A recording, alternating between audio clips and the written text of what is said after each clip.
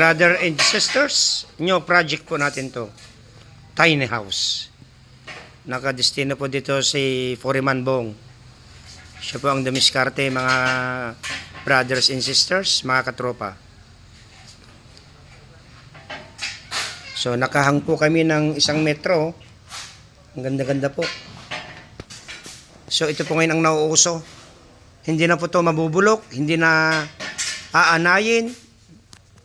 At saka yung lifespan niya po, napakatagal na nito. Kasi po, metal na siya, oh. Mga katropa, oh. Ganda po ng lugar, oh, na pinagtayo namin, oh.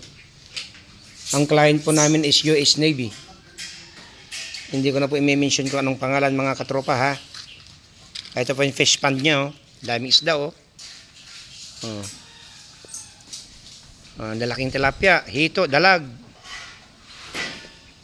Libre lang po mamingwit dito, mga katropa. Ang ganda po ng lugar. Ang ganda ng location.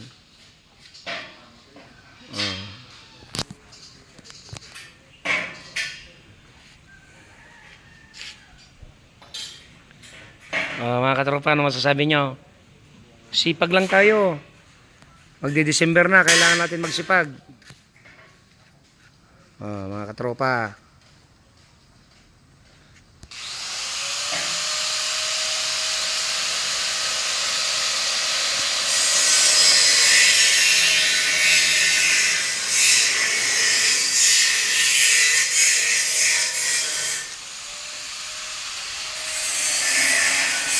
Dito po tayo sa surrounding nyo.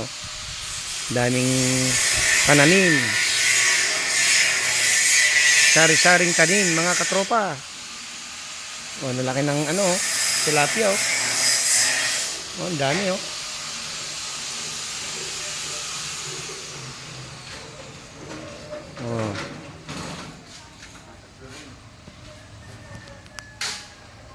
Dito po yun sa side, sa gilid, mga katropa. Sa harapan, oh.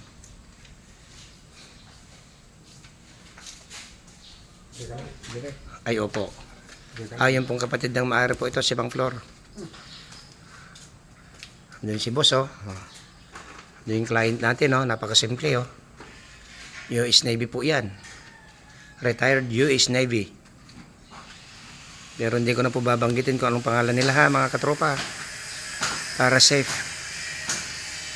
Matagal ng client ko po ito, mga katropa. How many years na? Kung ano po yung maisipan nilang ipagawa, yun, papagawa po silang mag-asawa.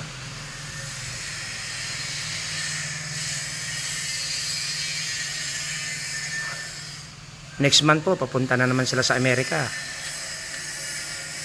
Mamamasyal sila doon, mga katropa. Sana all.